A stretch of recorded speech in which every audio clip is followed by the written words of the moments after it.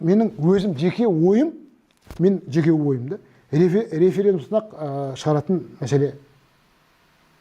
Дауыс бермей-ақ осыны шешім қабылдайтын нәрсе. Өйткені біз қаншама мың жолдар соғып отырмыз. Темір жолын соғып отырмыз, әкеліп отырмыз, самолеттер ұшырып отырмыз, самолеттің қаланың үстінен отырғызып, қаланың үстіне шығарып.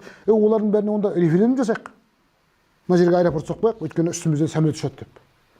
Мысалы, мына жерден темір жол түсейік, өйткені мына жерде темір жол өтіп кетсе, ана машина қалып кетеді деп. Болмаса, мына жолды жаңартпай, өйткені мысалы менде қызық болды, мен оңтүстік Қазақстан облысында әкімнің орынбасары болып жұмыс істедім ғой. Асфальт саламыз. Шалдар айтады, мына асфальтқа бізге лежачий полицейский қойып берші дейді. Бала шағамыз ананы қатты жүріп жатыр, өйткені сапасы дұрыс болды ғой жаңағы. Түсінесіз ғой, иә? Мен айтамын ғой, ана жерде өзі ескерту қағаз тұр. Мына елді мекен ішінде 60-тан асыруға болмайды. Бірақ ана қатты жүріп. Енді ол өзіңіздің бала шағаңызға өзіңіз ие болмасаңыз енді не істейміз енді? Дұрыс па? Қойып беріп жаттық. Бірақ анау жаңа